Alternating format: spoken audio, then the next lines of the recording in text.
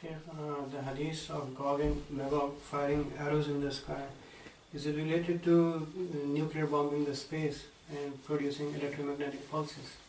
I don't have expertise in military science, so I have to confine myself to say perhaps the interpretation or the explanation of this hadith that Gog and Magog will shoot their arrows up into the sky and they will say, we have killed those who are on earth, now let us kill those who are in the sky above.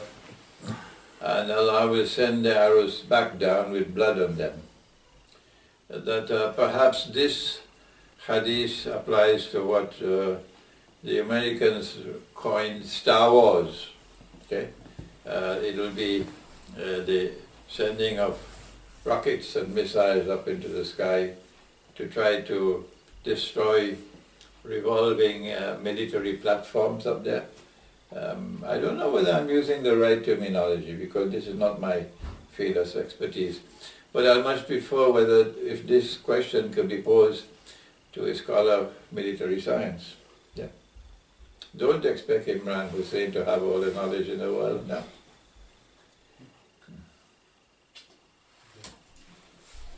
Any other brothers? Other questions? No,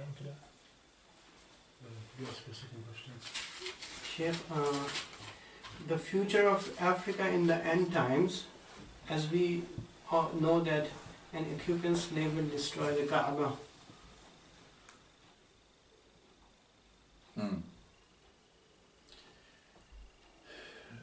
Yes, there is a hadith of the destruction of the Kaaba by people who will come out of Africa. Yes, I know about that. But I don't consider myself competent to comment on that hadith, no, at this time.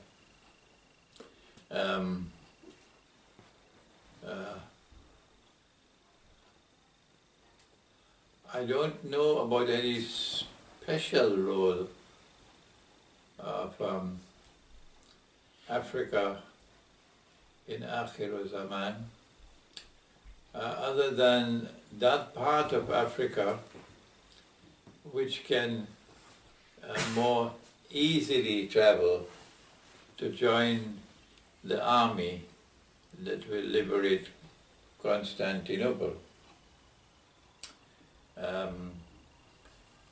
That part of Africa, of course, will be North Africa. It will be Mauritania and Algeria and Morocco and Tunisia and Libya. Maybe Mali as well, and Niger. This part of Africa, the northern part of Africa, because they have the possibility of traveling and joining the army which will liberate Constantinople, I see that one of the reasons why NATO has taken over Libya at the loss of a lot of prestige in the world, they did it so clumsily, is because they want to block. One of the reasons why they are in Libya is that they want to block the passage of people going to join that army to liberate Constantinople. Of course, there's another reason why they're connected with the expansion, the territorial expansion of the state of Israel to encompass the part of Egypt from the river of Egypt, the River Nile, to the Red Sea. And that's why you have NATO in Libya on this end. But I have spoken on this subject several times. But I don't know of any special role of Africa beyond this. Sorry, I don't know.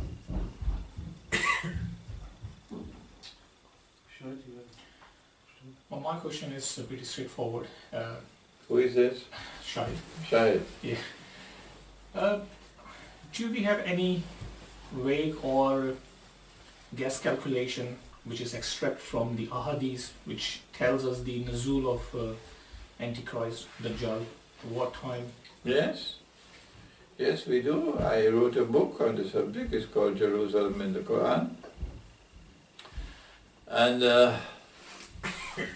in Jerusalem of the Quran, you have the hadith pertaining to Dajjal being released on earth in an island which I identify as Britain, and then a day like a year, a day like a month, a day like a week, and then all his days will be like your days.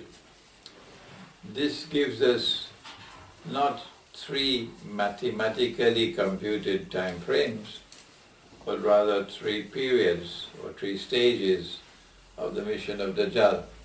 Three stages of the mission of Dajjal. And it is possible for us to recognize that stage one lasted for a long, long time, and sometime during stage one, a day like a year. I don't know when, but sometime during stage one, Britain emerged as Pax Britannica. And Pax Britannica may have lasted for maybe 300-400 years. I'm not too sure of British history. And then came stage two, with a day like a month, and within that time frame, United States of America eventually emerges the ruling state of Pax Americana, and we are now located at a moment in time when Pax Americana seems to me to be in irreversible decline, and I've said that for a long, long time now. And events continually unfold to confirm that my analysis is correct, that the United States is now in irreversible decline, the US dollar is now in irreversible decline, and that the third stage will eventually emerge with a third ruling state to replace the United States. And my opinion is that Dajjal wants Israel to replace the United States. I don't know if I'm correct, but this is my understanding, that this is what Dajjal wants, that Israel should replace the United States as a ruling state in the world, and that Israel should establish a Pax Judaica that will replace Pax Americana, and all of this is in Jerusalem in the Quran here. 15 years ago. All of this is in this book. 15 years ago it was published. And it was written in my head maybe about 18 years ago. I have never engaged in calculating time frame. That a day like a year lasted for so many years, and a day like a month lasted for so much, and that therefore a day like a week will last for so many years. Others have more expertise than me, let them do it. Leave me out of that. So all that I can say is that yes, we have a time frame now in which we may have already started a day like a week, and sometime during this time frame or this stage, Pax Judaica is they planning for Pax Judaica to emerge. When a day like a week comes to an end,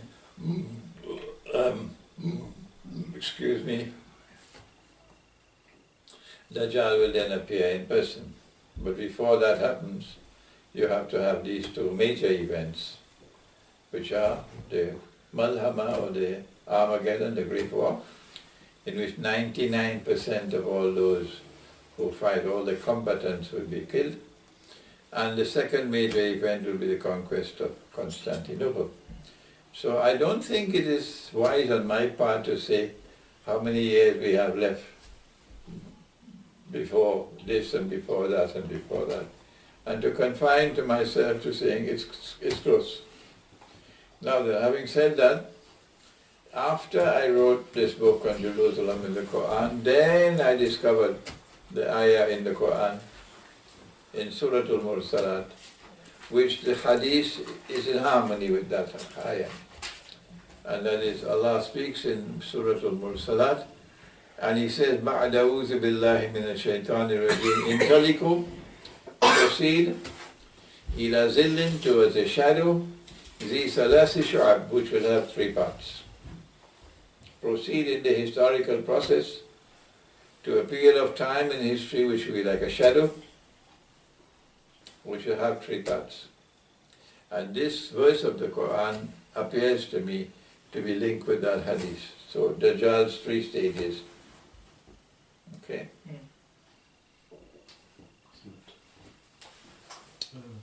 Brother, ask a question. Sheikh, Malcolm X said in his days that to the African peoples of America that you're born in a prison. They don't send you to a prison, you are born in a prison. And he also mentioned about a house slave and a field slave. In present scenario, does this not relate to all the Muslims now? Not just the African American people, but to all Muslims are like born in a prison and they're divided into a house slave and a field slave. Those words of Malcolm X are spoken with great insight, yes. And we are today living in worse than a prison really. Oppression is now increasing in the world. And oppression will increase. A prison is a place with oppression, yes, or punishment. But the Prophet ﷺ spoke of constantly increasing oppression, which will increase to such an extent that a man will pass by a grave and he will roll on the grave and he'll say, I wish I were in the grave rather than the dead man. Not for religious reason, but because of biting oppression. So yes, those words of Malcolm X are becoming more and more applicable today. And yes, in the same way that Islam came into the world to produce men, not schoolboys, men. Produce men who will stand up with courage and dignity and faith against the oppressor and to liberate the world from oppression. And these are the people who are slaves in the prison today, but he calls them field slaves. They recognize that they have chains, they're chained in this system. They are slaves therefore, but inside of their hearts, they're free men. Inside of them, they're free. And because of that freedom inside of their heart, they despise the oppressor. They despise the system of oppression. And they long to get out of it and to destroy it. That's the field slave.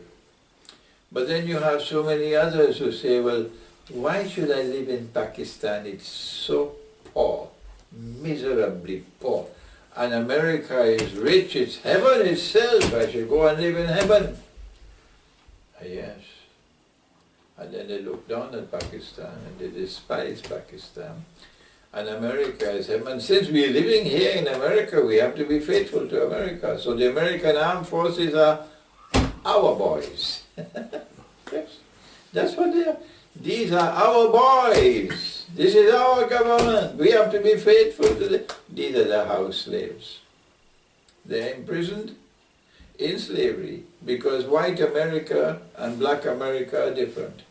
White America is still the slave master. And black America is still the slave. Anybody could see that. And so they are house slaves. When the slave master is ill, they say, we sick. Yes. When the slave master's house is on fire, they want to help the slave master extinguish the fire.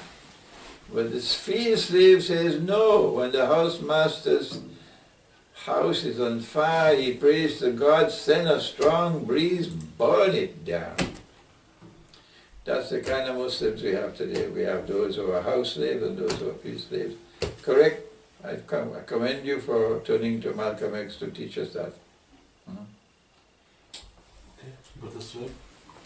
So my question was that the Islamic mortgage system where the financial institution will buy a house and then sell it on to the customer but defer the payments and let the customer pay in installments over a long period of time. That as a concept, does it contain riba within it if you discount the actual money that we use, the riba money that we use? That is, we already know that the money is riba, but just as the concept on its own. Okay, well you have amended your question a little bit.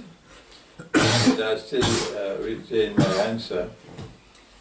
Before we can turn to what is today called Islamic finance, finance is a subject in which you study how you can use money. There is another subject which comes before that, and that is what is money. The subject is what is money. And in that you study what is known as monetary economics, what is money. And I have lectured extensively and written extensively on the subject of Islamic monetary economics to argue so often that people are now fed up of listening to me, that the monetary system that we now have in the world, all around the world, is bogus, it's fraudulent, it's haram. Yes.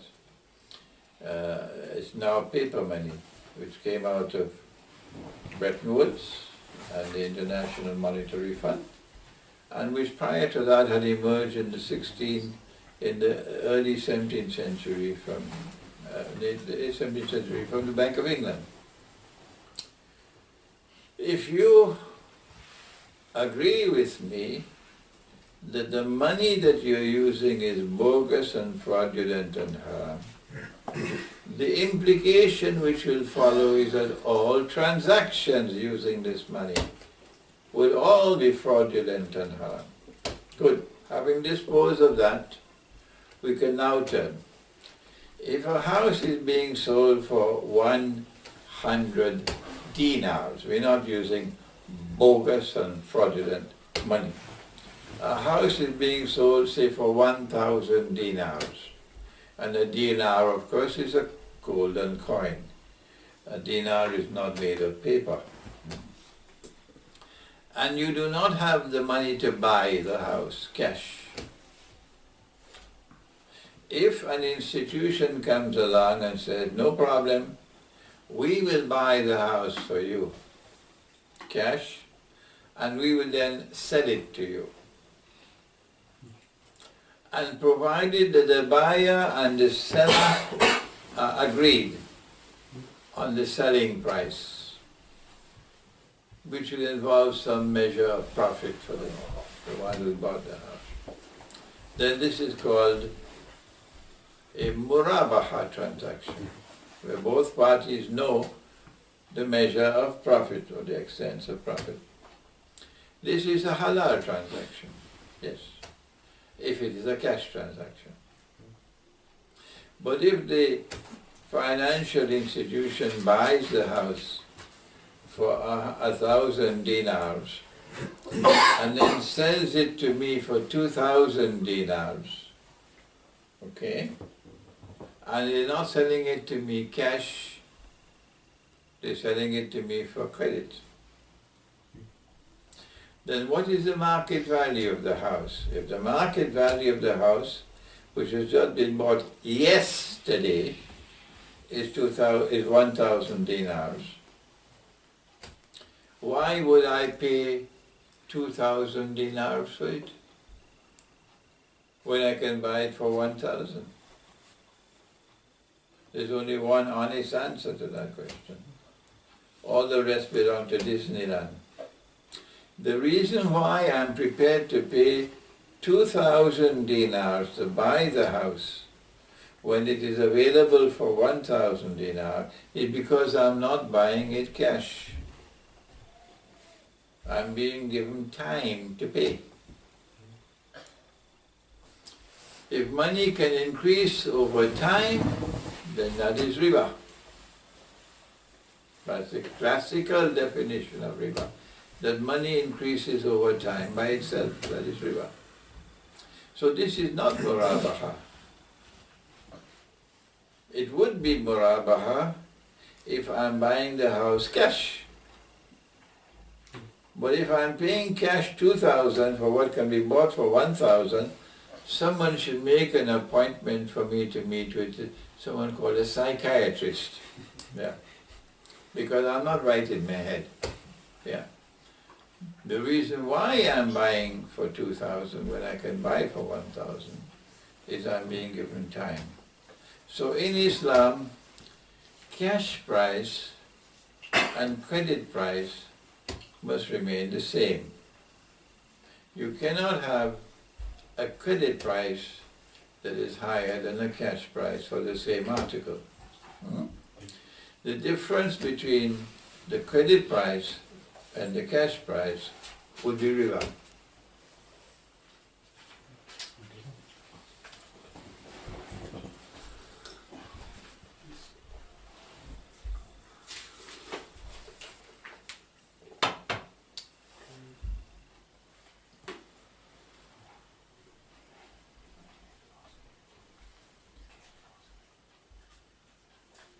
Just read out your question, sister. Okay.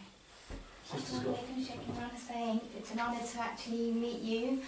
I wanted to ask, with the advent of the cryptocurrencies now on the horizon, how as Muslims are we able to counteract this because money is being taken out of the equation?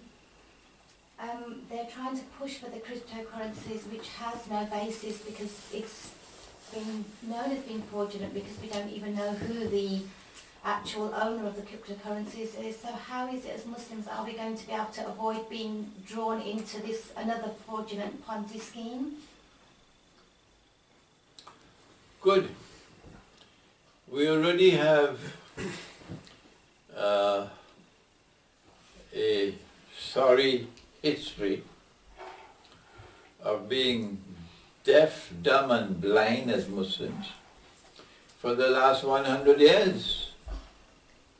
So it should be no surprise if we should all be drawn and sucked into cryptocurrencies because we still remain deaf, dumb and blind, like cattle. The paper money currency has been with us for 100 years now. And how few they are in India, how few there were scholars of Islam in India 100 years ago who stood up and declared this is bogus, this is fraudulent, this is haram, don't do it, stay with your gold and silver. They were very few. And their names are now forgotten. Nobody knows them, nobody cares for them. And the establishment, the established ulama, the institutions of learning that we had, they all betrayed us. All of them betrayed us. And so we went into paper money currency, hook, line and sinker. Yes, like a bunch of monkeys or donkeys with no sense in our head. Nobody questioned the International Monetary Fund. Nope. Nobody used the intelligence, the intellect that Allah gave to them. The capacity to think, to look at the articles of agreement of the International Monetary Fund. The Darul Uloom didn't want to see that at all. That doesn't belong to us. That's what the Darul Uloom did. And so we stayed very comfortable with the paper money until we became slaves, which is what we are today. And then when we became slaves, everybody abandoned Pakistan and abandoned Egypt and abandoned India. Who wants to live in Jahannam? And everybody come to live in Jannah. Yeah? As the Prophet said that we would do. So now it is almost absolutely certain that the overwhelming majority of the cattle we now have in the world of Islam will all join cryptocurrencies. Yeah, all of them. But there will always be some who want to be faithful to the truth. Yes. Who cannot be bought by not even a mountain of gold, you can't buy them. It is these very few, in the hadith they're said to be 1 in 1,000, who will ask the question, is the cryptocurrency halal or haram? And if you want to know what is halal and haram, where do you start? Is it CNN or the New York Times? Huh? If you want to know what is halal and haram, you go where? First to the book of Allah. Yes. To the Quran. And you ask in the Quran, what is money? And the Quran will tell you that in order for it to be money, it must have intrinsic value. The value of the money must be in the money. Whatever it is, it must have intrinsic value. And then you ask yourself whether paper money has any intrinsic value. No, it does not. Huh? The only value that paper money has is fictitious. Yeah. It's extra outside. Maybe in the pocket of George Soros. So the cryptocurrencies will be even less. Less validity than the paper money as being anything that is money. It's actually bogus and fraudulent and haram, no matter how they try to dress it up with a pagri and a dari and call it by some religious names. The fatwa will come soon enough, yes. It will be, no matter how convenient it may be that you can bypass the banking system, you could send money to and fro so easily now. And then Malaysia joins the pack and makes cryptocurrency, bitcoins legal tender. And Iran joins the pack and say, okay, we also want to do the same thing. And Russia joins the pack, and Venezuela joins the pack, and China joins the pack because they want to get away from American sanctions, you know, all of them. But you and I, who want to be faithful to the truth which has come from Allah, you and I will say, no, unless and until money has intrinsic value, we do not recognize it as money. No. And one of the ways in which you can offer at least a micro response, because a macro is not possible, is to buy gold and silver coins, or try to buy the raw gold and silver and mint the coins, and then retreat to the remote countryside and build small markets, I call them micro markets, and at least you will buy your daily sustenance using that dinar and dirham. Yeah.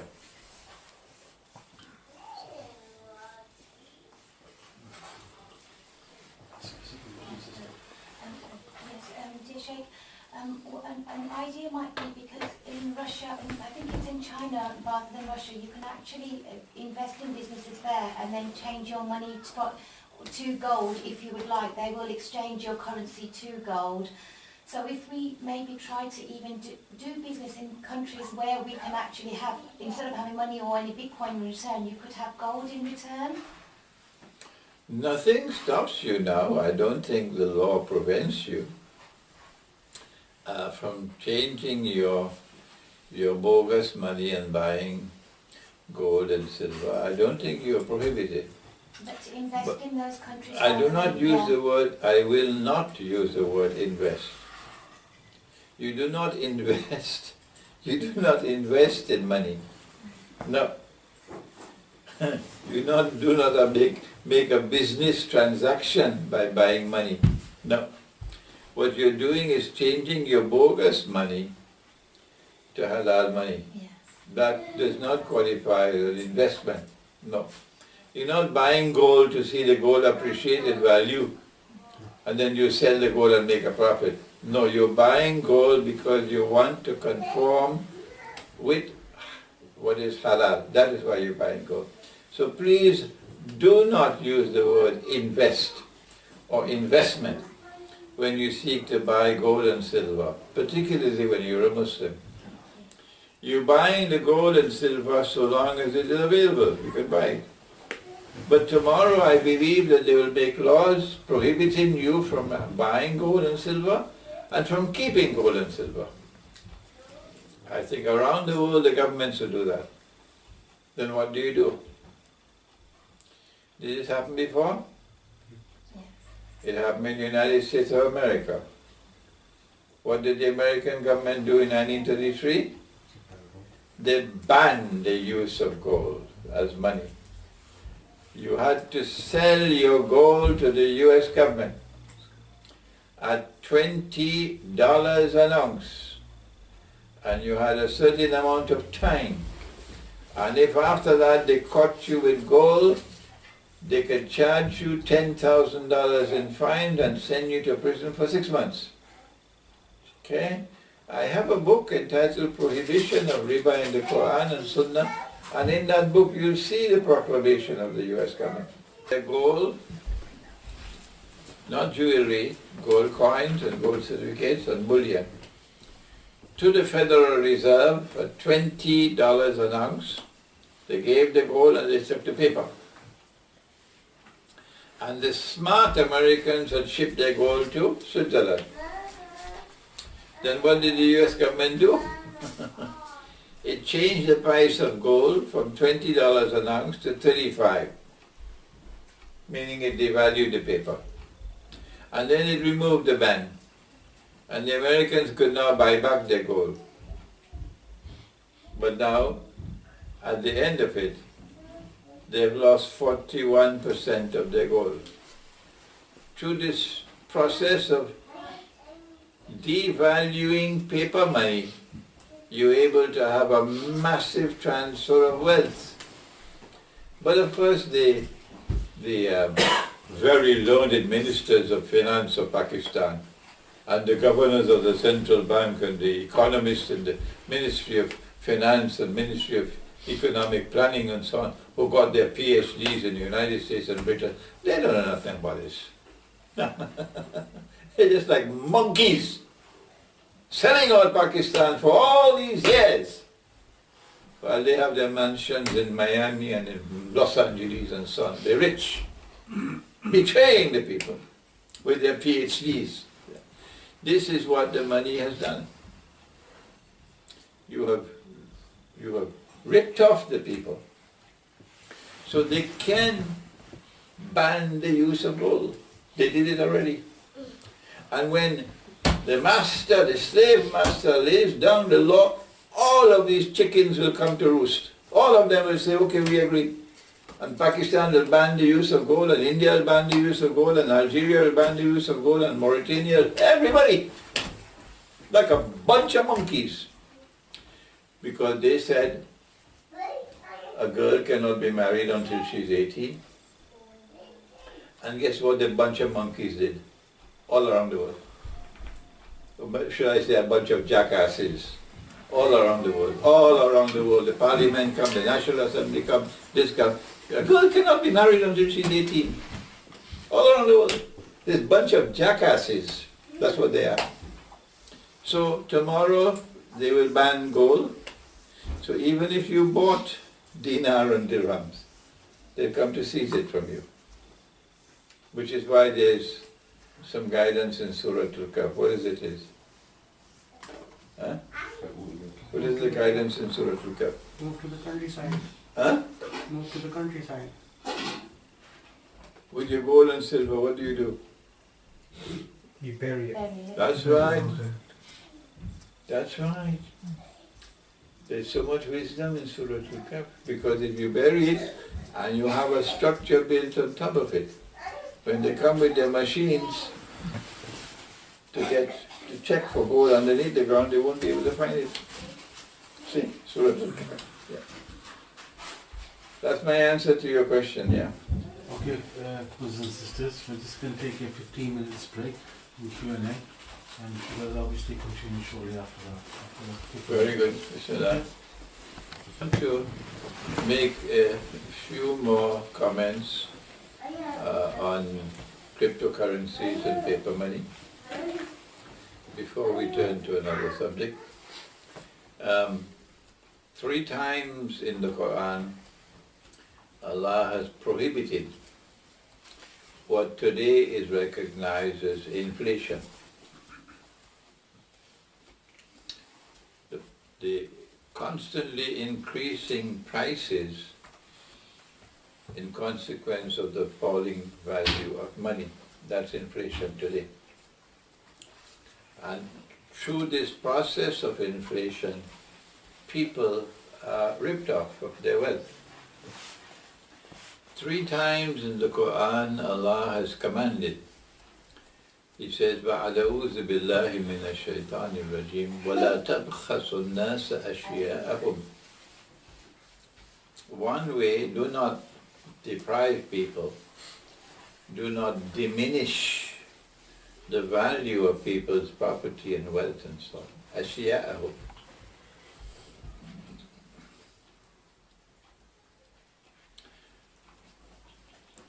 One way in which you can diminish the value of people's property and the value of their thing, their labor and so on, is through the corruption of money. When we use that money which Allah subhanahu wa ta'ala had ordained, and which is most certainly in the Sunnah, We used money which had intrinsic value, and money then successfully functioned, not only as a medium of exchange for buying and selling, not only as a measure of value, what price you should pay for this and for that, but most importantly as a store of value. So that if you went to sleep with some money in your pocket, and with that money you could buy a plate of biryani, and you slept for 300 years, when you woke up after that sleep, you could still take that money and go and buy the plate of biryani. Because the money has functioned successfully as a store of value in Surah Al-Kahf of the Quran. Good. But if after 300 years you can no longer buy even a grain of rice with that money, then you've been ripped off with the money. This is what the Quran is talking about when it says, وَلَا تَبْخَسُ النَّاسَ أَشْيَاءَهُمْ. You work for a whole month and you get a salary. And with that salary you could buy a camel. And then something happens to the money, and suddenly you can no longer buy a camel with your money, you can only buy a donkey. You're feeling like a donkey now. You've been ripped off. And then tomorrow you could no longer buy a donkey, you can only buy a chicken. Huh? This is what the Quran is talking about, inflation. I went in Iran in February of this year. I traveled to Iran to attend a conference on Jerusalem. And when the conference was over, I stayed back for a whole week. I had heard about an Ayatollah in Iran who had denounced the monetary system. And there are very few of the Ayatollahs in Iran who even know anything about money. I've met them. I've met the most learned among them. So when I heard about this man, I said, I want to meet him. So they arranged for me to go to the city of Qom to meet with Ayatollah Hairi Shirazi.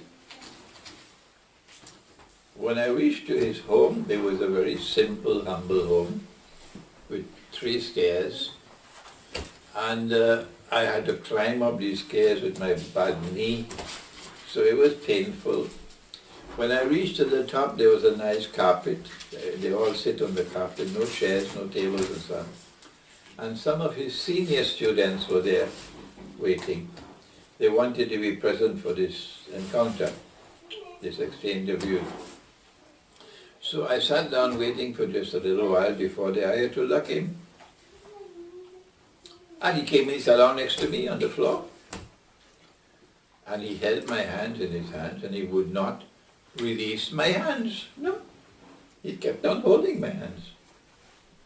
And he's 81 years of age and I am 75. So I found this to be something very kind and gentle of the Ayatollah, to be kept on holding my hands. Not accustomed to this. So he put me at ease. And then he said, okay, I'm going to show you through a process of a demonstration what I mean about this monetary system being bogus and fraudulent and haram. So he orders his students to bring a jar or jug of lemonade and another jug of pure water and a few glasses of empty glasses. Then he poured some of the lemonade for me, a little bit in a glass so I could taste very nice, tasty lemonade. Then guess what he did? He took the first glass and he poured 3/4 of lemonade and he added 1/4 of water. Then he took this glass and he poured it into another glass, 3/4, and another quarter of water. So he's diluting and diluting and diluting the lemonade. When he reached a little glass, he said, now taste. I could hardly taste any lemonade. He said, that's what they've done with money. The Ayatollah, in a simple demonstration of the dilution of lemonade, was able to teach the subject more brilliantly than I had with my lectures for 20 years. This is the wisdom. This was the wisdom of Ayatollah Hairi Shirazi. And 1 week ago or 2 weeks ago, I got the news that he died. Shirazi. I felt very, very sad to learn of the death of this wonderful, humble gentleman who was such an eminent, learned Ayatollah, and who will teach you a lesson the way prophets would teach. Yeah? MashaAllah. This is what paper money has done. And it is in manifest conflict with the Quran. وَلَا تَبْخَسُوا النَّاسَ أَشْيَاءَهُمْ. And after 1971, there was no pretense of any lemonade anymore. After 1971. Because up to 1971, there was still a little bit of lemonade, which was the provisions in the Articles of Agreement of the International Monetary Fund that the US dollar was redeemable in gold at $35 an ounce to central banks. So you're still a little bit of lemonade. When France challenged them, they backed out. And they reneged on their obligation under international law. And after that, no lemonade, no even pretense of a lemonade. And 1971 came and go, and no alim, no scholar of Islam, none stood up and said this is bogus and fraudulent and haram. There's no lemonade now, it's only water. That's no institution of learning in the world. It made no difference whether you are Sunni or Shia. It made no difference whether you're Sufi or Salafi. It made no difference whether you're Deobandi or Brelvi. All of them were silent. None stood up and said. And that is 1971. In quite a while, since 1971. And then in 1974 came the petrodollar, when now it's oil being used. And King Faisal was taken for a ride, yes. He didn't know the subject, yeah. But I wanted to make this comment to you, to try to take you back to the Quran. وَلَا تَبْخَسُوا النَّاسَ أَشْيَاءَهُمْ. That you are using money in such a way that people are being ripped off, and this is haram in the Quran. Thank you, Sheikh. Brother Shoki, do you want to ask a question? There is hadith which say that تبايعتم بالعينة رضيتم بالزرع وتركتم الجهاد في سبيل الله يسلط الله عليكم ذلا لن يرفعه حتى تعودوا إلى دينكم. The scholars, they say إذا تبايعتم بالعينة, if you buy and you sell by the عينة, the word عينة having the Arabs, they need someone to explain. The majority of the I'm not familiar with hadith. with the hadith. Yeah, I'm not familiar with it.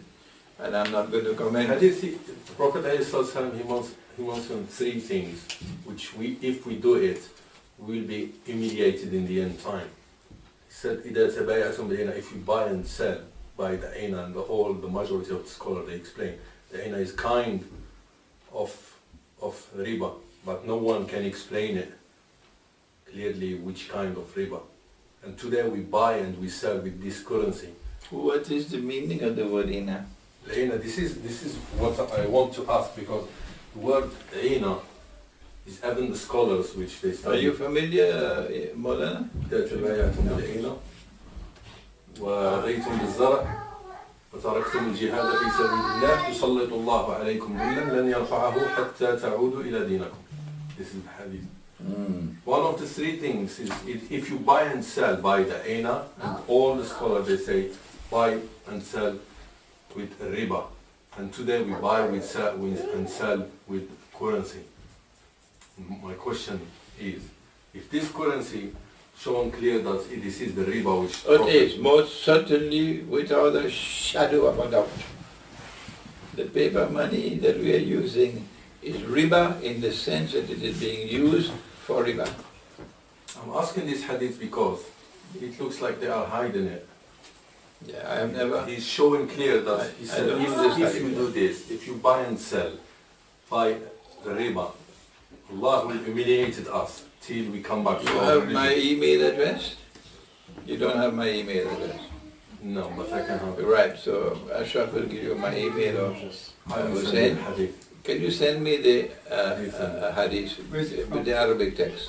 I think Hadith, which book? we'll find it in Bukhari.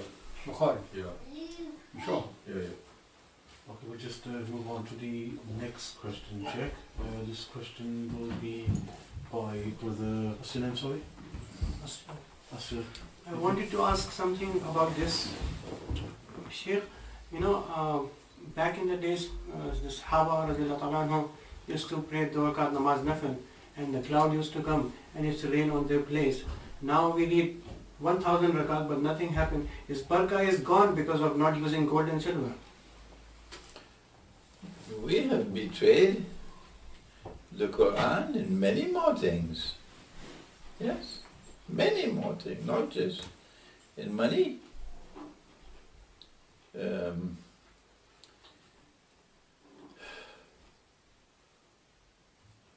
When last have you seen someone performing wudu? Huh? Have you ever seen the way wudu is performed today? Huh? When people no longer use a container, they now use a tap.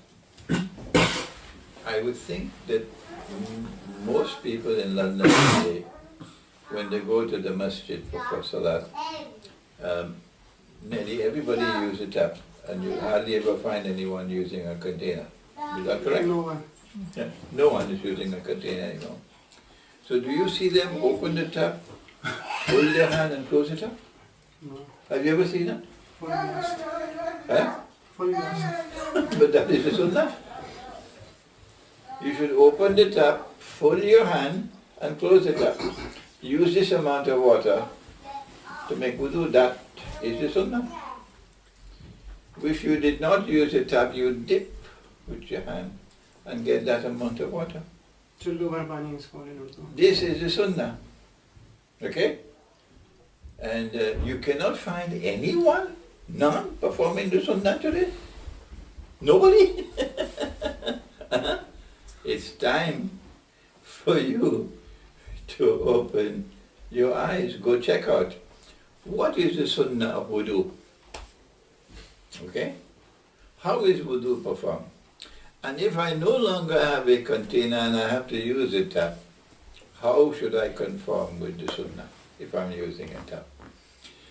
Allah sent down mankind on earth. He says to the angels, أعوذ بالله من الشيطان الرجيم إني جاعل في الأرض خليفة. So in human history, at the very top, the most important subject in human history is the state and government and rule and system of law. That is up at the top. إِنِّي جَاعِلٌ فِي الْأَرْضِ خَلِيفَةً. Good. And if you had any doubt in your mind as what did Allah mean when He used the word Khalifa, along comes the ayah, Ya Dawood, Inna ja'alnaka khalifatan fil ard. Now I'm pointing you as Khalifa, what is your function? Fahkum bayna al-nasi bil-haq. Establish hukum, hukuma, governance, law, rule on the basis of truth.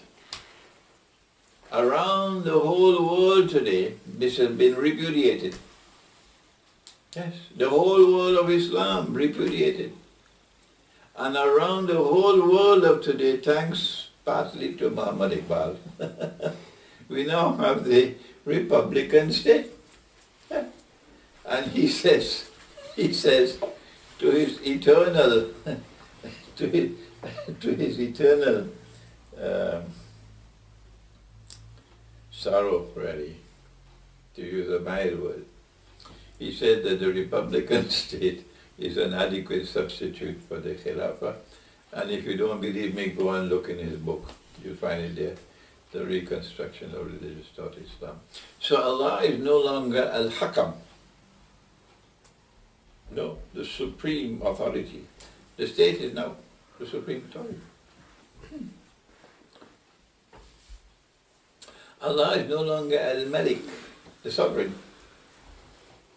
The state is now the sovereign. Allah is no longer Al-Akbar. The supreme, the Security Council of the United Nations organization is Al-Akbar, because it has the supreme authority in the world. Yeah. When the Security Council says stand up, Pakistan has to stand up. Yeah. And if the Security Council says sit down, Pakistan has to sit down. Yeah. That is the implication of being a member of the United Nations organization. So we have betrayed Allah and His Messenger, and yet we take the drum and we beat Al-Mulk, Pakistan ka matlab kya, la ilaha illallah. I have to control my anger and not use violent language. May Allah help me to cool down my anger, okay?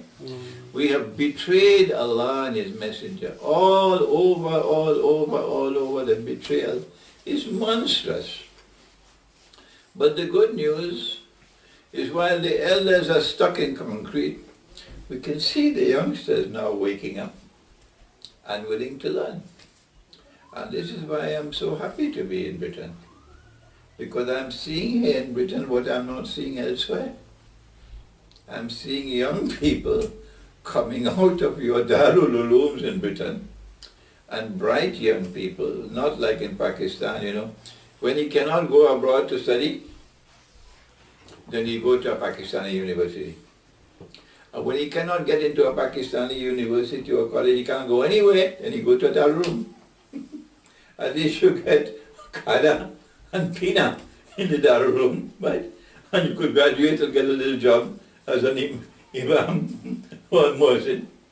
So the scum, the least intelligent, not the scum, the ones who are least intelligent, they have the least profile, they're the ones who come to study in the Darul Uloom. And the brightest of all, they go out to Oxford. But mashallah, I have found here in Britain that you have graduates from the Darul Uloom who are bright, who have open minds, and who are willing to learn. Yes. So I have some hope now. When Allah calls me away, I'll have some hope in my heart that we can look forward to tomorrow when it will be better than today. Before I end, there's a hadith. MashaAllah, MashaAllah, MashaAllah for this hadith. I wish I could translate it in Urdu. You must give me the Urdu for it so I can quote it in Urdu for Pakistan. He said, my ummah is like the rain. I don't know which shower is better, the first or the last. MashaAllah, MashaAllah, MashaAllah for this hadith. So I'm happy to see the young ones here in Britain showing this kind of energy, intellectual energy, and this capacity, this open mind to study and to learn. They're not taking stones and throwing at me now, not here in Britain. Rather, they're flocking to me, they're hungry to study, and may Allah keep me alive just to learn, to teach them, yes. Thank you, Sheikh, for that question. Next question is, got it written here on a paper. The role of Amir Muawiyah ibn Abi Sufyan. Your thoughts on him?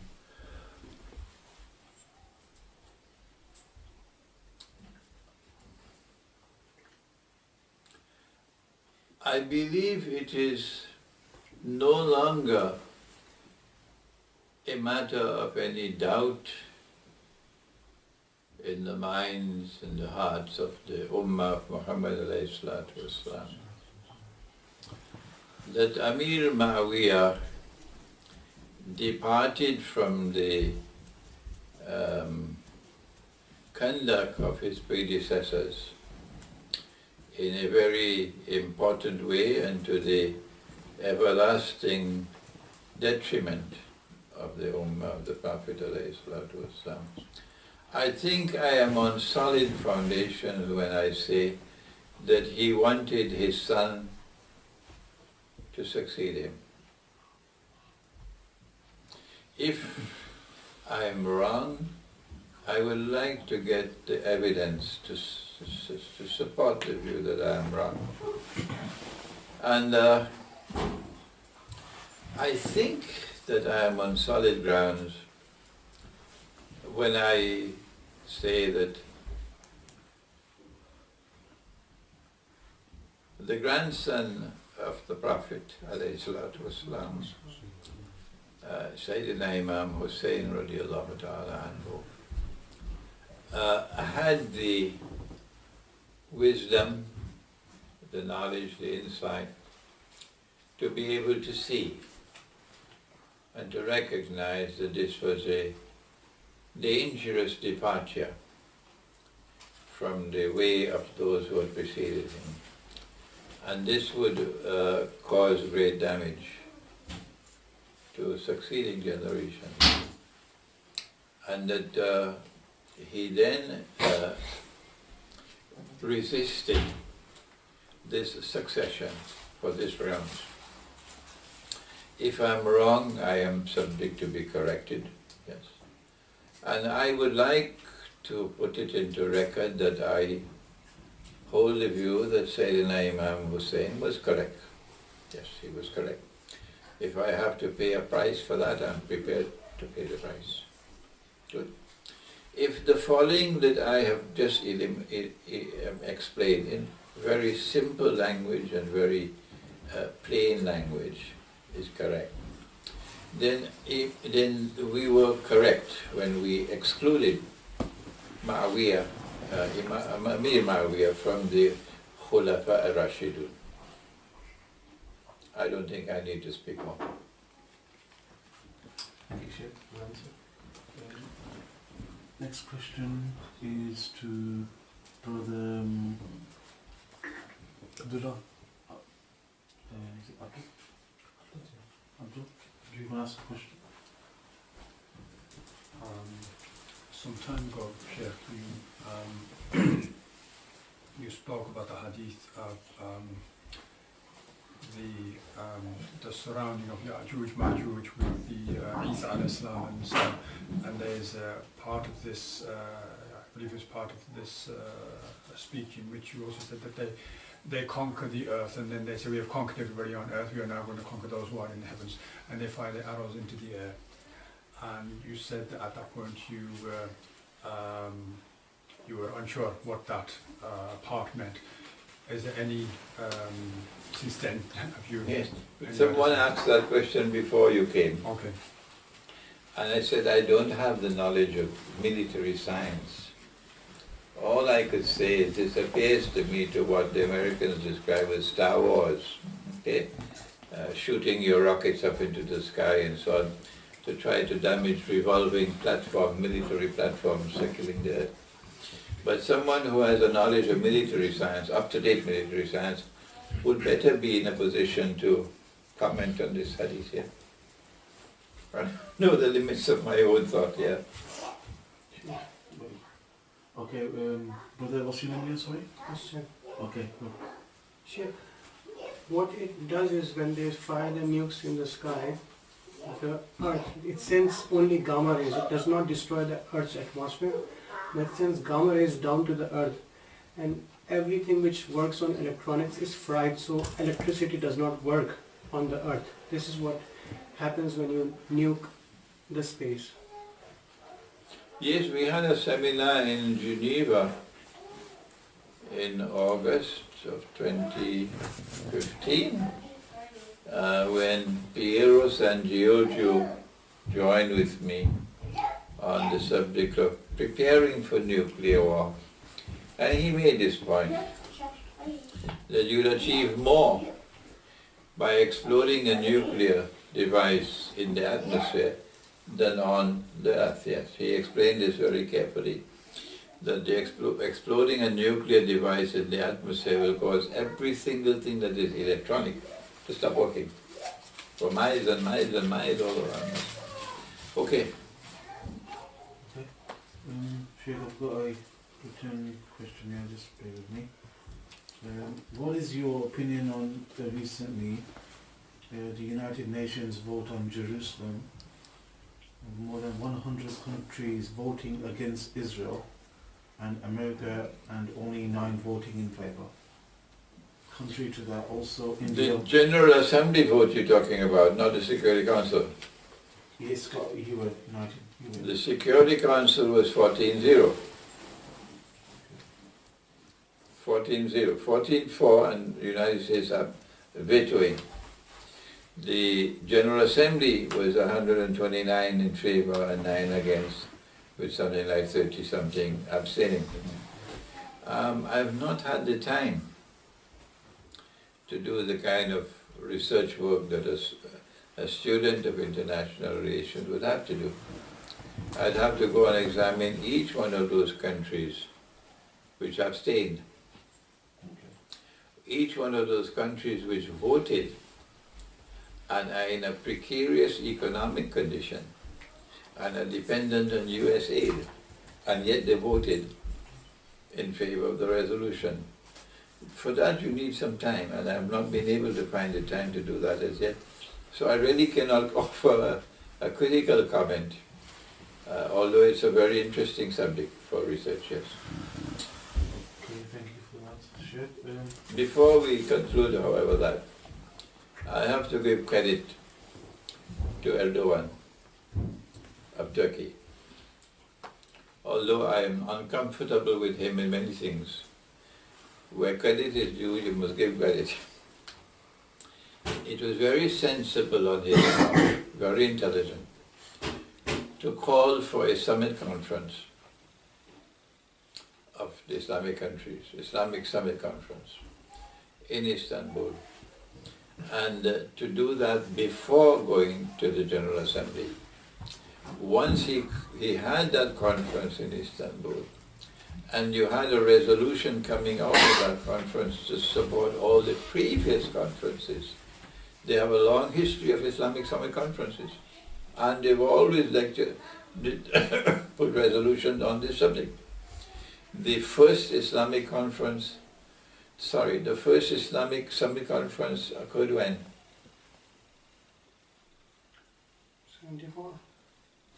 1974. February 1974 is the second in Lahore. First one in Marrakesh, yes.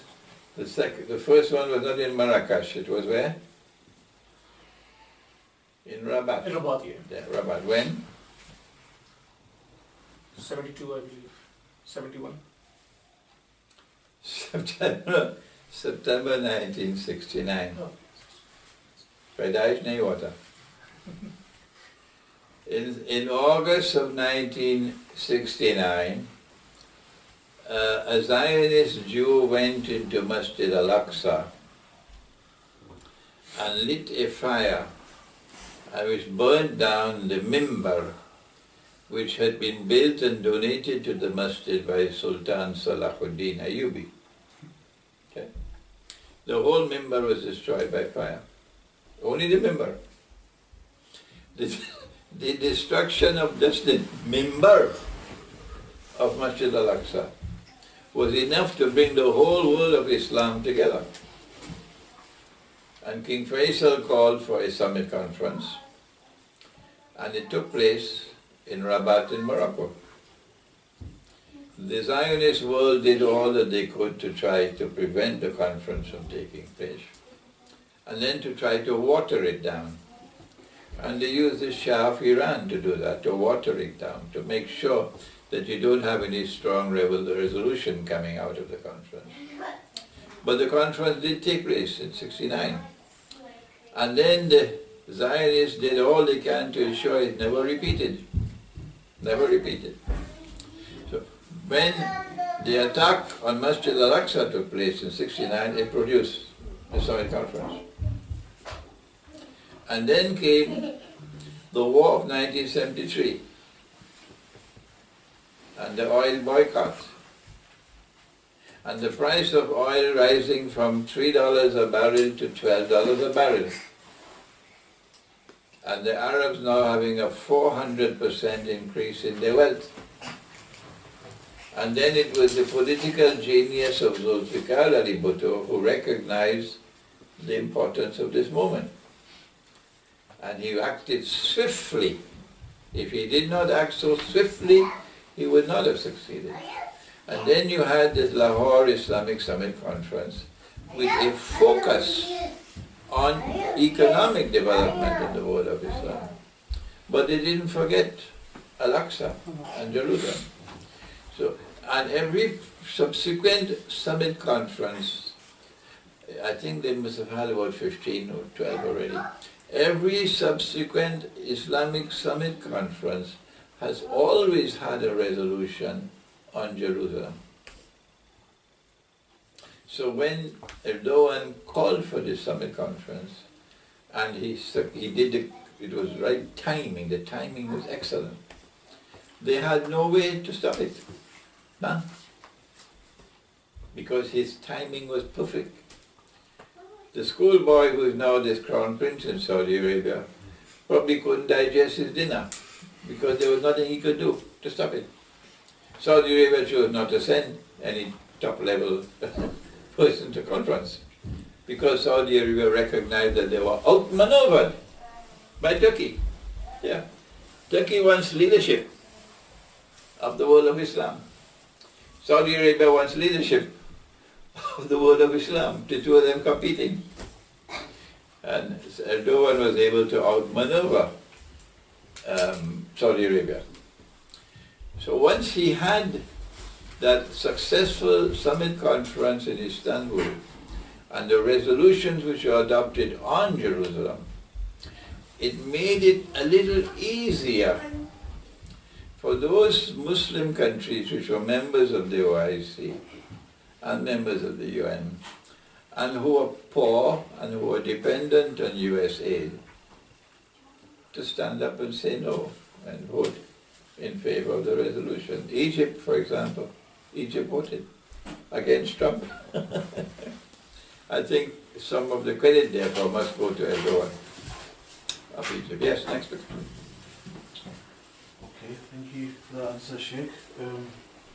Next question, Siraj, come on. Sheikh, have you had any more dreams about nuclear war?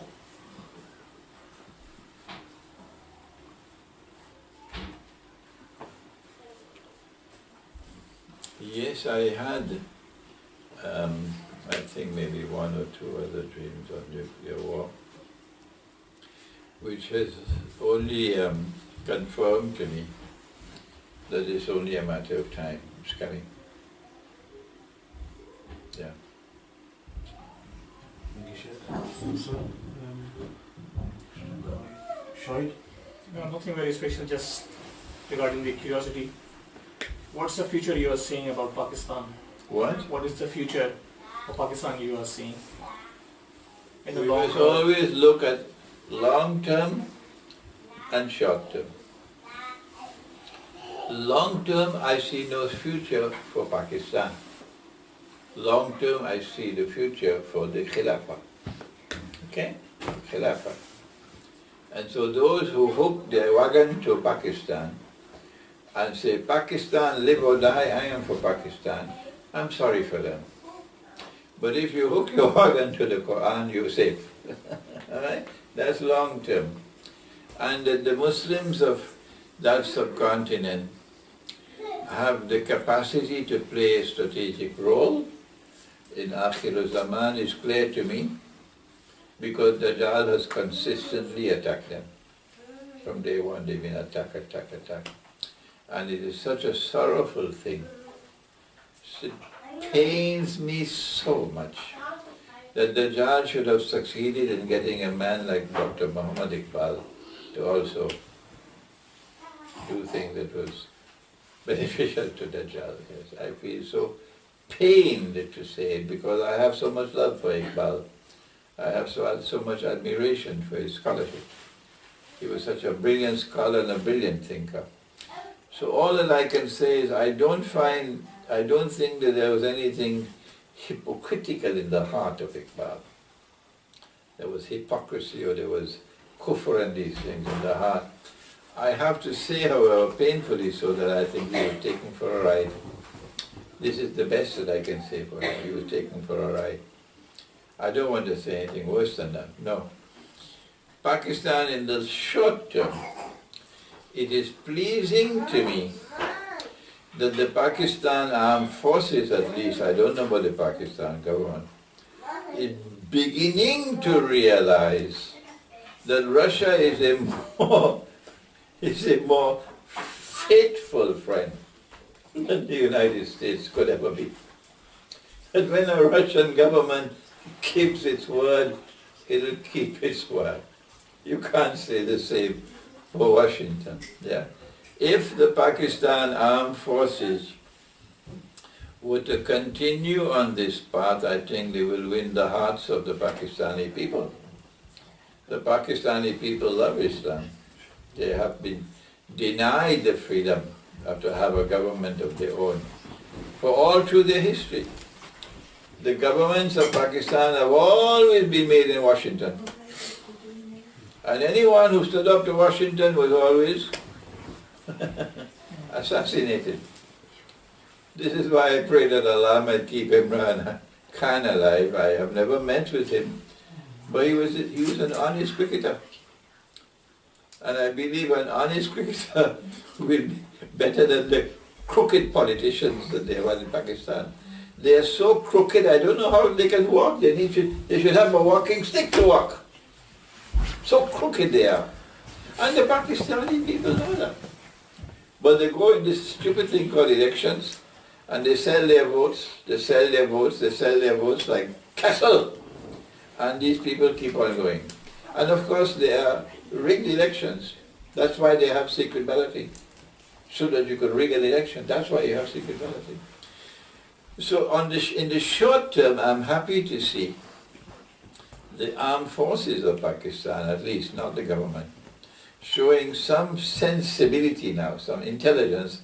They're drawing closer to Russia and recognizing Russia to be a more faithful friend and ally than Washington. Thank you, Sheikh, for your answer there. What we'll do, we'll just take a 15 minutes break on Q&As.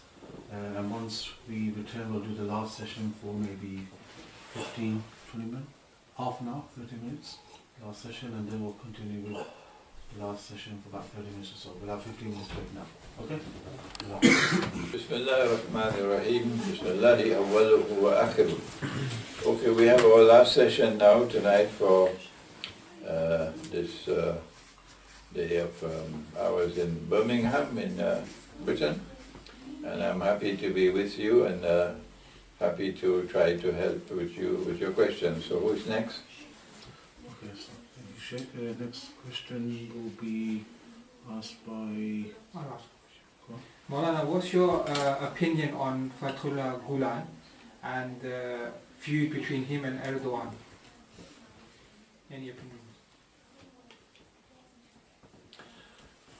What is my opinion of the Sheikh, the Sufi Sheikh, Fethullah Gulen, and his relationship with the president of Turkey, Erdogan? I don't think I know enough about this scholar of Islam and this Sufi Sheikh Fethullah Gulen to be able to offer a learned comment on him.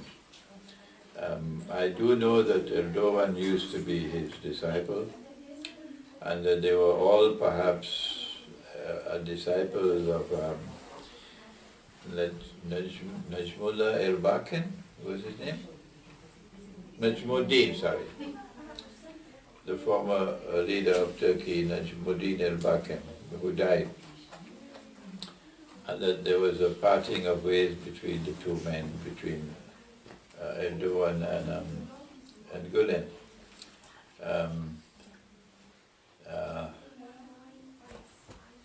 it remains for me a mystery.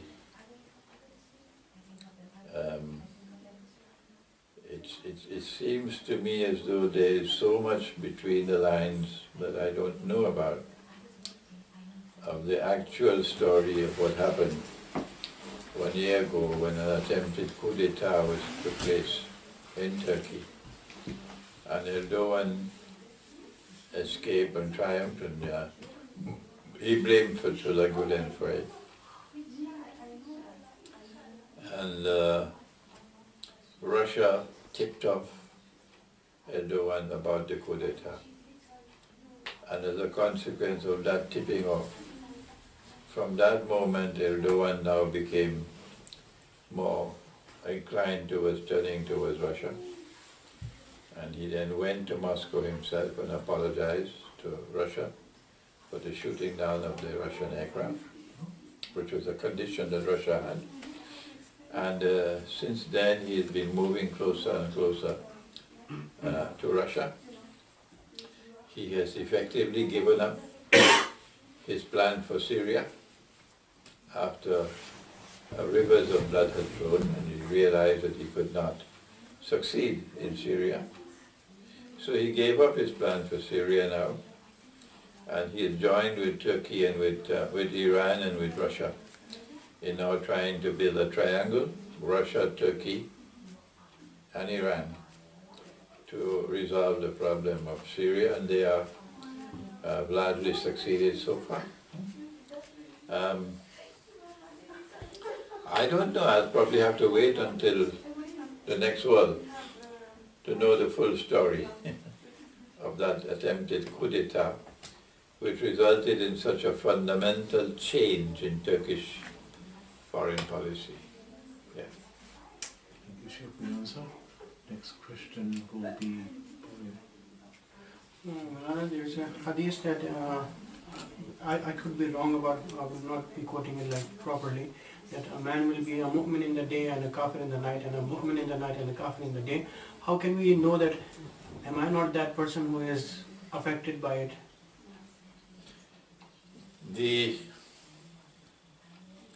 hadith is that a man will go to sleep as a mu'min and wake up as a kafir.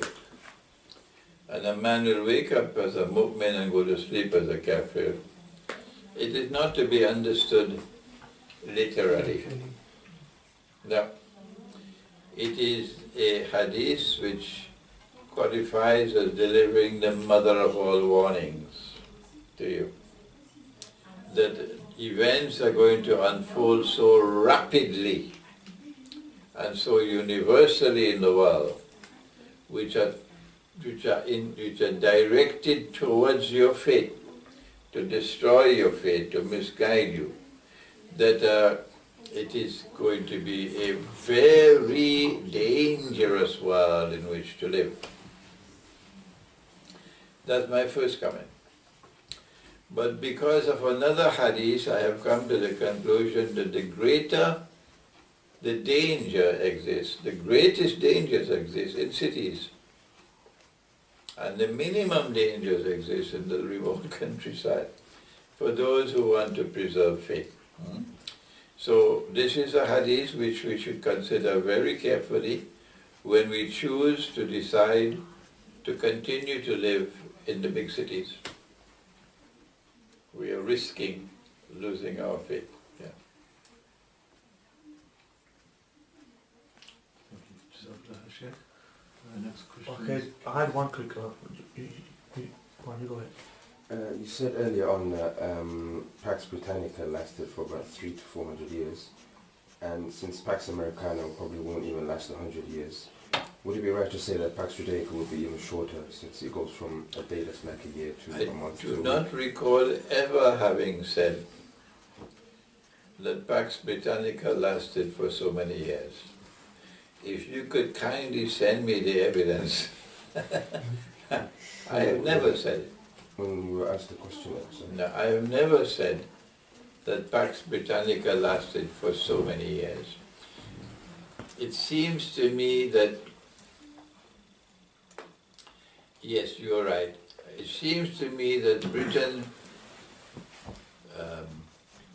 So I never said that a day like a year lasted for so many years.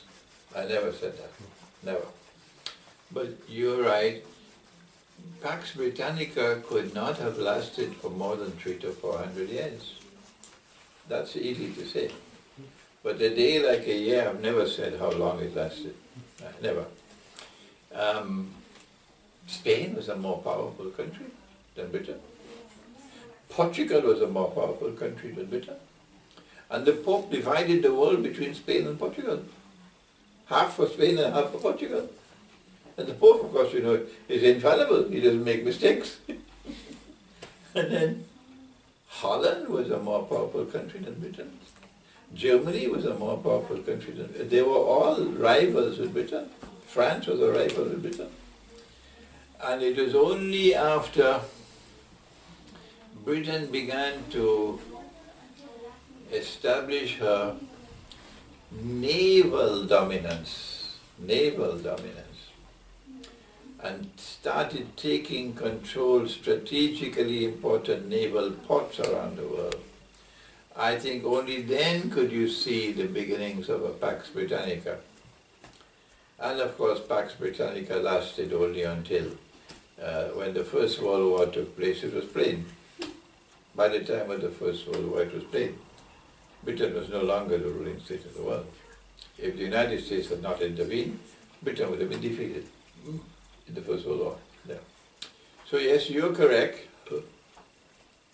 that Pax Britannica lasted for about 300 to 400 years, and maybe one of the bright students here in Britain will be able to refine that and look to see exactly how much time, a more precise time frame than I am giving now. I'm just saying about 300 to 400 years, because I've not done the research. And Pax Americana, you can see America. I'm not saying how long a day like a month was, I don't know. But within that time frame, yes, Pax Americana emerged. And by the time of the First World War, Pax Americana was already establishing its credentials. Okay, Pax Americana. If the United States had not intervened in the First World War, Britain would have been defeated. So when do we clearly find evidence that Pax Britannica has now come? It will have to be sometime between the First and the Second World War. All right, but that's for another scholar, not for me. And now we're seeing the evidence that Pax Americana is on the decline. And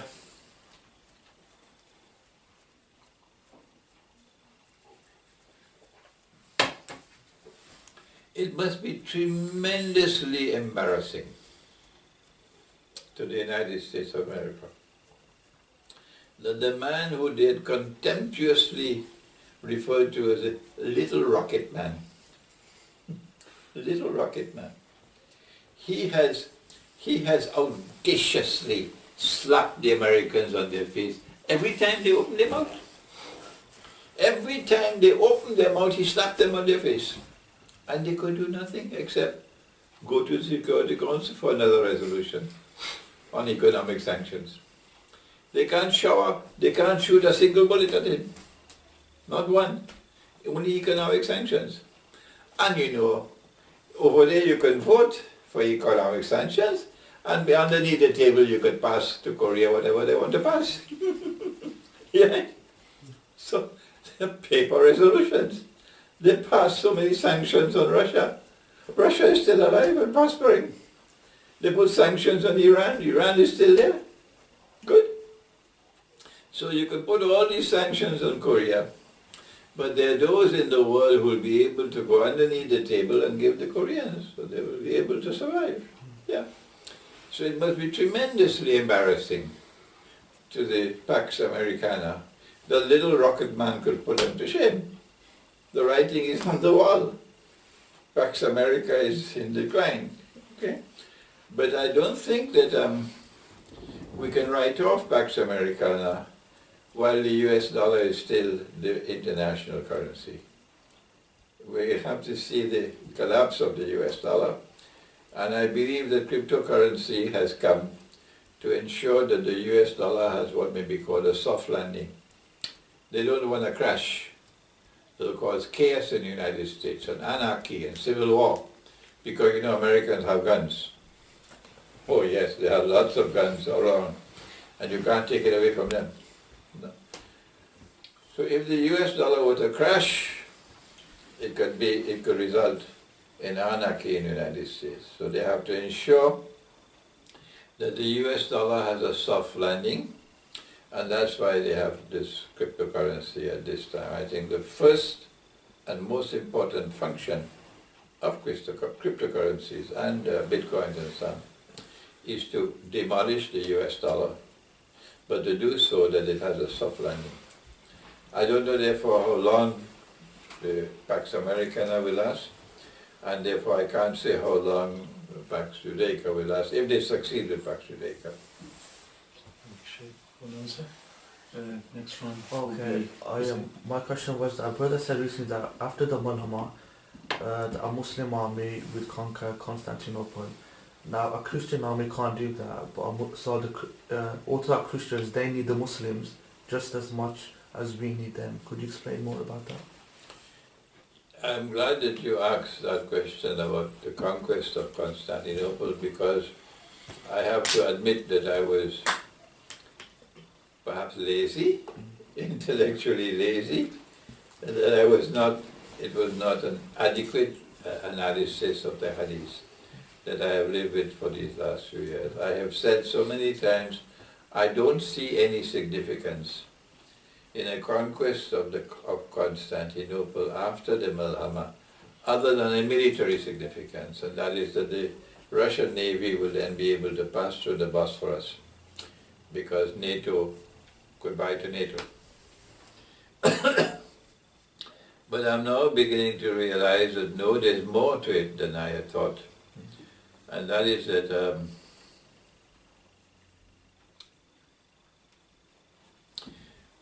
Constantinople is the most important city in the world for the Orthodox Christian after Jerusalem.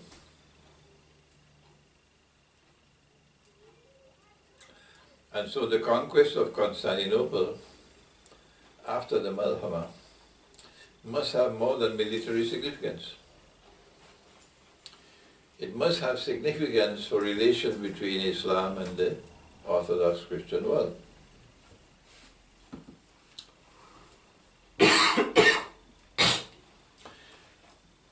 And so now I would like to add to my analysis to say that the conquest of Constantinople, which is prophesied by Nabi Muhammad ﷺ, after the Malhama, will be meant to put the icing on the cake, to cement the alliance between Muslims and Orthodox Christians. That the city will unite us, between of us. And this will be the crowning event to fulfill what is in the Quran, where Allah says, "Ba'adawuzu billahi minash shaitanir rajim, wala tajidanna aqrabahum mawaddatan lilladhina amanu alladhina qalu inna nasara ila akhir al-ayah." But I have already commented many times on this ayah of the Quran, so no need to do that now. Finally, I'm still thinking on the subject. It's a good thing, to think. Good thing. I'm still thinking on the subject, and we pray that Allah in His kindness may guide us all to more knowledge and understanding. Ameen. I'm still thinking now that if Constantinople is to be conquered, and the Christians are involved in that conquest of Constantinople, Dajjal will have a field day in uniting the whole world of Islam against the Christians. The Muslims will be taken for a ride. And so the conquest of Constantinople, which I had thought would be on the basis of a joint, an alliance between Muslims and Christians, no, I don't think so anymore. The Prophet said, alayhi salatu wasalam, he said, لَتَفْتَحَنَّ الْقُنْسْتَنْتِنِيَّةِ. And therefore he was referring to a Muslim army. لَتَفْتَحَنَّ, you will most certainly conquer Constantinople. So he's referring to a Muslim army conquering Constantinople. وَلَنِعْمَ الْأَمِيرُ آمِرُهَا وَلَنِعْمَ الْجَيْشُ ذَلِكَ الْجَيْشِ. He's referring to a Muslim army. So I have to revise my opinion. And I have to say and to advise to the Christian world, to Russia and to the Balkans and so on, please do not intervene. You must stay aside and must not intervene at all. Let us do the work. We have to conquer the city without any Christian being involved in the battle. This is my message to Russia, and I hope Russia will hear me. This is my message to the Orthodox, to Greece, and to the Orthodox Christian world. Our Prophet has prophesied that a Muslim army will conquer Constantinople. After we have conquered Constantinople, then we will say to the Christian, this is your church, your cathedral, and we hand it back to them. And we then restore to the name of the city, the name of Constantinople. The Muslim-Christian alliance, therefore, is not the alliance that will conquer Constantinople. The Muslim-Christian alliance is the alliance that will conquer Jerusalem, inshallah. Okay. Sheikh, will you answer? Next question by sister. I just wanted to ask Sheikh about I just wanted to ask, recently the Trump administration is asking that Abu Dis be the capital of a future Palestinian state. But the Palestinian administration has already sold out most of the land to Israel, being Saeb Erekat, who's even now regained on all the promises that they've made to the Palestinian people. Would it not be better then for the Palestinian people to actually be completely part of Israel, to be able to have some human rights and rights for themselves, rather than accept a capital like Abu Dis or somewhere in the West Bank rather than Jerusalem?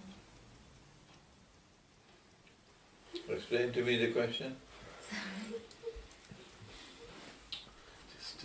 You didn't hear the question? Yes, I heard the question. Okay. She's asking if for the Palestinian people, wouldn't it be better off living in a one-state solution under Israel, so at least they will get any human rights and within Israel if they just resolute for now to live in a one-state solution in Israel? The Palestinian people would be better off if they were to include now as part of their overall strategy, since Trump did what he did, to now focus not on East Jerusalem as the capital of a future Palestinian state. No. Put that in a place that I fondly refer to as cold storage. And now come forward with a better strategy. That we, the Palestinian people, Christian and Muslim, say to you from the land of Palestine, that we now want to negotiate on Jerusalem. We're not concerned about the rest of Palestine at this time. We are concerned about Jerusalem. Jerusalem is the front burner thanks to a man named Donald Trump. And our strategy is to say that Jerusalem is the most important city to the Christians of the world, and no one will defer that. And Jerusalem is the most important city for the Jews, and no one will defer with that. And we want to tell the world, for the Muslim in Akhiru Zaman, Jerusalem is more important than Makkah and Medina. Right? And so, because we have 5 rupees of intelligence, and Donald Trump doesn't seem to have even 1 rupee of intelligence, and we feel sadness for the American people, we want to say to the American people, and we don't know whether CNN will convey this message, or the New York Times will convey this message, or the Washington Post will convey this message, or the London Times. So we are praying to the Lord God to send some pigeons who will take this message to you in America. That we are suggesting to you that the three faiths should share Jerusalem on the basis of political and religious equality and mutual respect for each other. And we hope that in offering this sensible and intelligent and wise solution, will not be offending anyone or stepping on any toes. What should be the legal framework is a matter which can be discussed subsequently.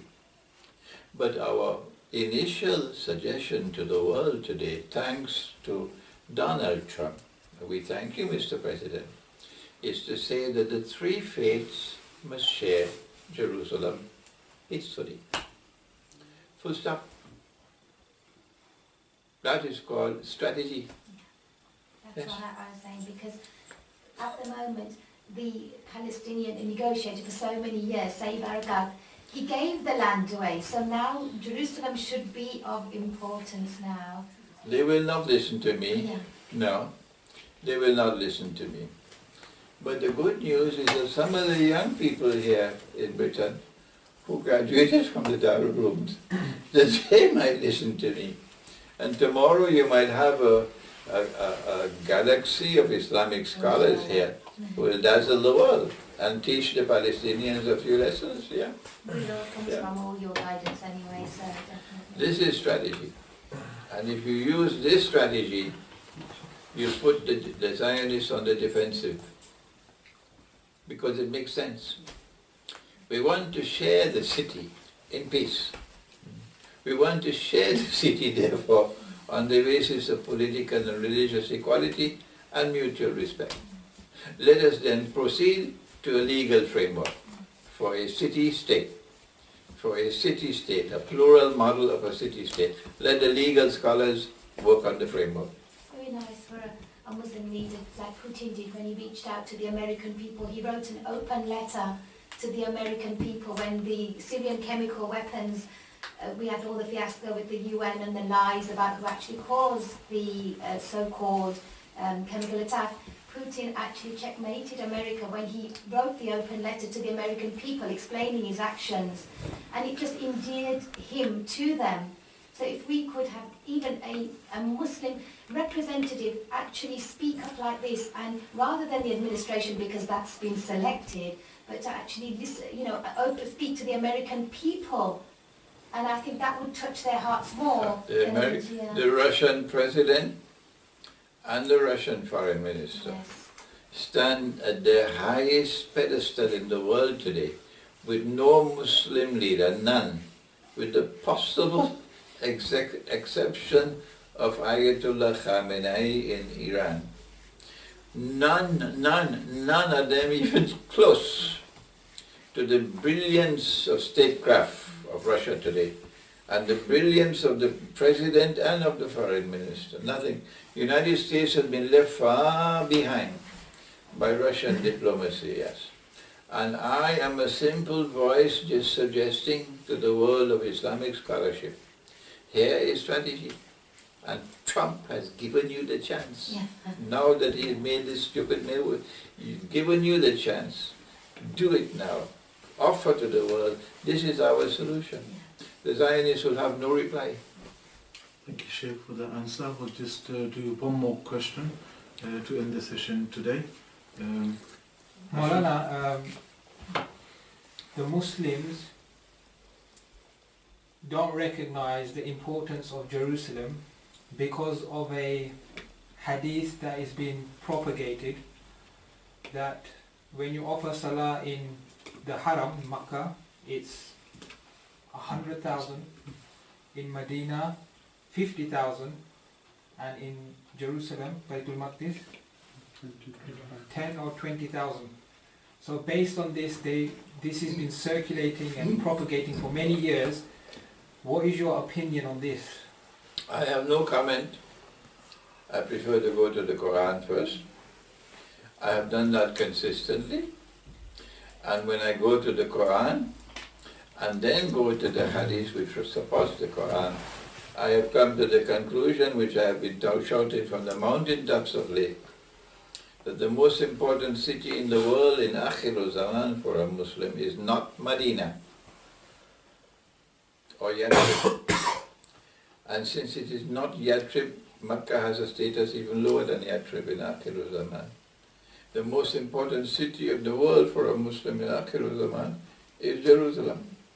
If there is any hadith which is in conflict with that, I will disregard it. Thank you, Sheikh, for your answers.